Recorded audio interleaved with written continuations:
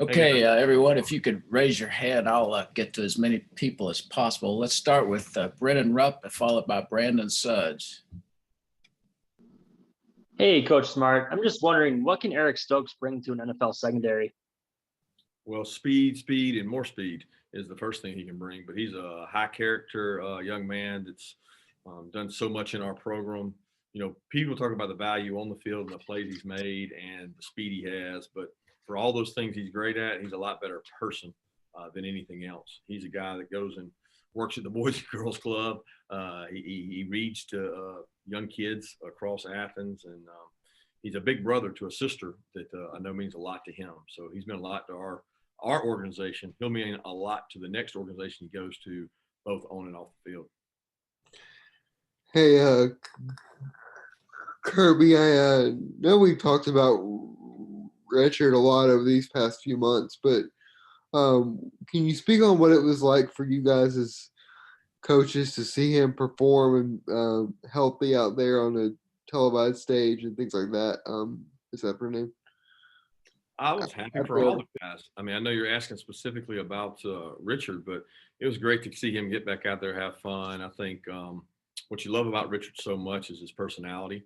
And I had several NFL guys come over to me and just say that they were able to see his personality come out, not only in the workout, but in the interviews they were able to do in front of everybody.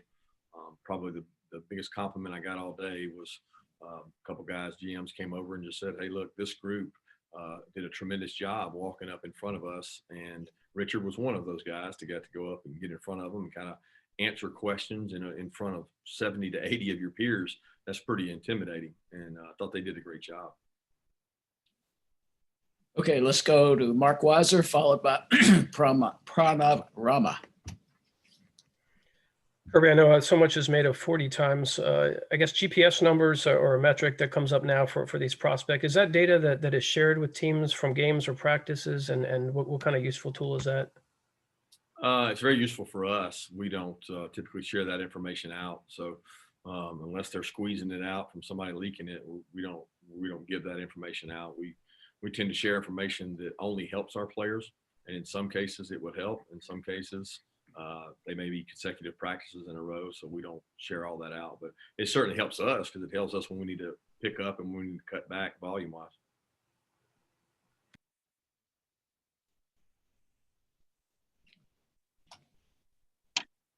Okay, Coach. Okay, sorry. Coach, Ben Cleveland is one of the most intriguing offensive line prospects. What are NFL teams getting in a guy like that? Big Ben. They're getting the man, the myth, the legend himself. Ben Cleveland is, first of all, a great person, just like the rest of these guys. But he's a kid that I've known since ninth grade. The legend of Big Ben has been up in Toccoa, Georgia. He's got a tremendous family. He's played a lot of football here. He's practiced a lot of football here. He's been around here a long time. And, anybody that's able to pick Ben is going to get a guy in that league it's just hard to find size. There's certain criteria for size that he meets all that criteria, and it's hard to move, get around. It's a passing league. So when he pass pros, he's a hard man to get past, and does a great job of that. So I'm excited to see what he does. Okay, let's go to Phil Caralla, followed by Anthony Dasher. Hey, Coach. Phil Caralla here from Overtime Fantasy. How are you doing? Doing great, Phil. So is there a player on your current roster that has kind of jumped into that leadership role with losing so many players going to the NFL draft this year? Yeah, we've got several guys that are returning that I think are tremendous leaders. Zamir jumps off the way he sets the tone and the way he works. He and James Cook both kind of set an example. Jamari and Schaefer, Warren Erickson do a tremendous job on the offensive side of the ball. The defensive side of the ball, Nakobe is out there leading every day. He does a tremendous job with the defensive guys, holding them accountable. Travon Walker has done that. Jordan and Devontae coming back helped tremendously. Then the secondary, Chris and Lewis have played a lot of football, especially with Richard's injury. So those guys are helping lead in the back end. Hey, Kirby, I know you're always proud of the guys that come out here and work out on Pro Day, but being this was, I believe, was the first group that you in your staff actually recruited. That make it a little bit more special for you this year? Yeah, it was great. I got to talk to those guys as a group, and I think every guy working out. We recruited, with the exception of maybe Kendall Baker, who was out working out after some injuries he's had. And that group is special to me because they've all come at different times, but they're leaving together, and they're all ours. Proud of them. They've worked really hard for today and also to get closer to graduate. Some of them have graduated. I mean, to find a guy like Trey Hill, that's so rare, to graduate within 3 years and have the ability to come out early. So I'm excited for all those guys. I know it's a big day for them, and it's always one of the biggest days of your life. And looking back on it, we want to make sure we gave them everything they needed to be prepared for today. Okay, let's go to Catherine Lewis, followed by Raphael Haynes. Hey, Coach. So this pro day was obviously carrying extra importance to the players because of the cancellation of the combine, but how was it extra special for you this year, as it was one of the first groups that you were able to see through their entirety at UGA? Yeah, it just meant a lot. Meant a lot for me to see the kids. You know, a lot of those guys were part of our first class. Some were second class, but each one is special to our staff. They've been great to Georgia. And I told them, I said, look, I don't know when your career is going to end. For some of you, it's just beginning today. And some of you, it'll carry on for a long time, and some of you, it won't. But the most important thing I want them to know is that they're not just football players. They're great people. They're great leaders. And we want to help them so they can be successful the rest of their life without football. Hey, Coach. Raphael from the three-point conversion kind of touched on it just a little bit, but I want to ask that, you know, through 2016, you've had some great players, great defenders. When you send them out after pro day and they're going to the NFL, wherever they're going, what do you instill in these players while they're in Georgia, like to make them become so great and so, you know, even at the next level, they've been so successful? What do you instill in them, or what do you tell them? What's the message?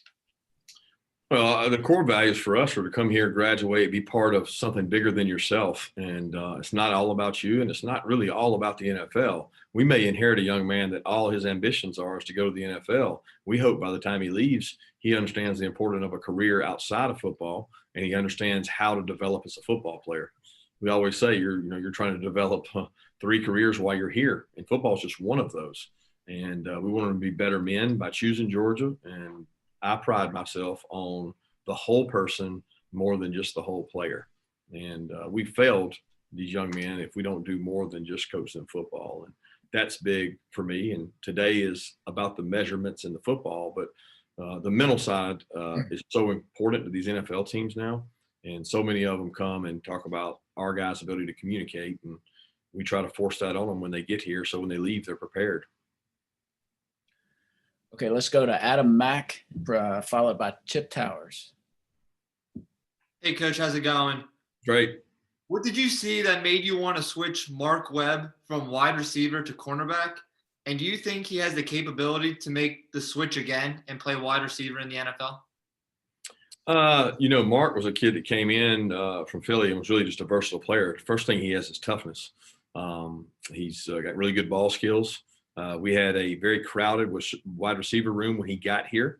We were very thin at defensive back when he got here. So there was opportunity more than anything. And he embraced the idea. You know, we had Riley, we had Miko, we had Javon, we had a lot of guys when he got here, and we thought he was one of our better athletes.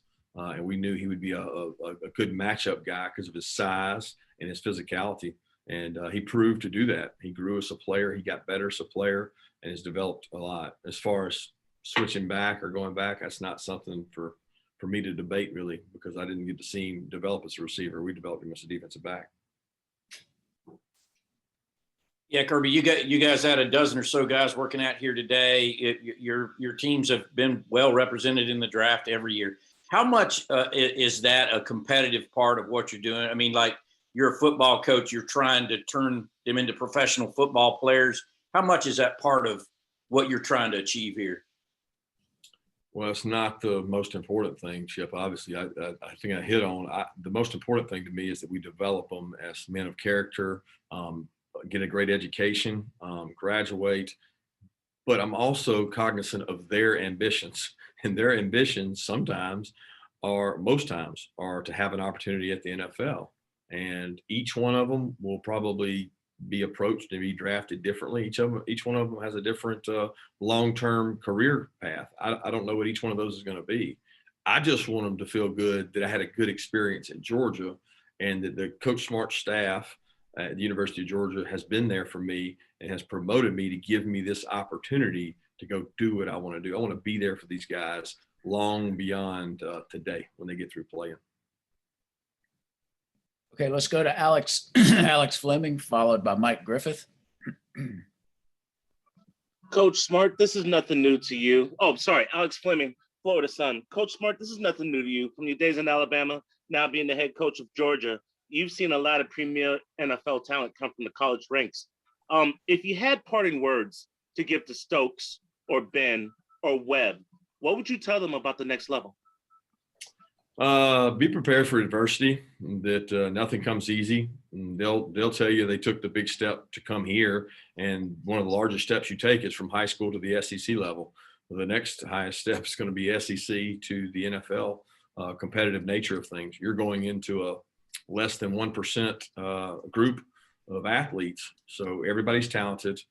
How do you take care of your body? Because what you got away with in college, you may not be able to get away with in the pros, because it's going to be at the highest level. But tell them to enjoy it and have fun. It's not going to last forever. We've seen that. A 6-7 year career in the NFL is extremely successful. So be preparing for your next career while you're there. Kirby, a few guys I want to ask you about. They each kind of got a unique story, and if you can give me the crib notes version. Stokes was the lowest rated guy in 2017. You've developed him. Richard coming back from an injury, and Monty playing through an injury all year. Could you touch on those three guys? Yeah, Stokes is a really interesting story. Just not many people know the whole story and backdrop. Coach Tucker, Mel, and we had a lot of conversations about Stokes throughout the year. I can't tell you that season how many times I went back and watched him in camp from when he was here, his high school highlight tapes where he would take a ball at running back and just outrun everybody. And we just thought there's this raw, talented guy right down the road. We weren't looking at ratings like I know a lot of you guys do. No knock. We don't really care about the ratings. We just evaluate the tape, and we let the tape speak for itself. And the tape said, here's a really long person that's really fast, and he's a good kid, and he's less than an hour away from us. He also had 100 meters. So there's some verified speed there. And he came in. Most kids don't believe in redshirting, don't want a red shirt. He developed. Mel was very patient with him. Mel taught him very well. I give Mel a lot of credit for teaching Eric Stokes. They used to call him Dirty Red. He was a hard-nosed, get better player, and he had a long way to go. But by his redshirt freshman year, he came on and had to come in the game. He was against Auburn and played really well. Played good against Missouri at times, and just grew. He kept getting better. So I'm proud of what Stokes was able to do. He was always fast. That wasn't the question mark. But what he did is he improved a lot of areas where he wasn't great and became a much better player. As far as Monty, he's a kid that went and committed to LSU, I think on TV or whatever his announcement, called us 15 minutes afterwards and said, Coach, I made a mistake. I want to be at Georgia. I want to be there. I want to be a Bulldog. And it meant a lot to us to be able to get him. And he pushed through injuries this year. Never had a kid that practiced as hard as Monty does. And it hurt him that he couldn't practice this year every day and try to help the team. But he tried to go out and play on Saturdays, and then Richard's story is very special, as you noted, because, there was a time where we weren't sure that he was going to be able to come back, play. I mean, there was a few minutes there where I didn't know what had happened, and it was a scary moment, and it makes you realize there's a lot more to life than football. Okay, I got time for two more questions. Let's go to Jennifer Lee Chan, followed by Daryl Ledbetter. Coach, Azeez has made a huge jump in his final season there. Where do you see his ceiling, and what does he bring to an NFL team? High character, toughness. I think when you start trying to build a defense, whether you're in the NFL, college, or high school, it starts with what kind of toughness do you have, okay? When you rank tough players, Azeez Ojulari is really high. He strikes, he has contact, he's never shied away. He doesn't complain when you go full pads. He wants every part of it.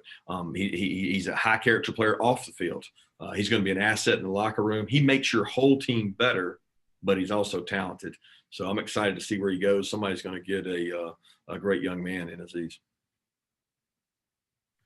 Yeah, Coach D. Orlando Ledbetter from the Atlanta Journal-Constitution. Just can you discuss Azeez and what teams are asking you about him? And then also with Coach Arthur Smith and Terry Fontenot being up there today, you glad to see that relationship continue to work with the Falcons into their new regime? Absolutely. As far as Azeez, I mean, every team that I talked to today, it's probably the first question I get is, what do you think Azeez is? Is he a Sam? Is he a DPR? What can he do outside rushing the passer? Is he going to be able to play in space? There's a lot of questions there that they want to know because they're talking about investing a lot of money in those high draft picks. So they want to get a lot of information on those guys. And as far as Arthur and Terry, they've been great. They've reached out, got a relationship with both those guys now, and they've been awesome to UGA in terms of reaching out and communicating, just like the last staff was. All right, Coach, thanks for your time. We will have more players following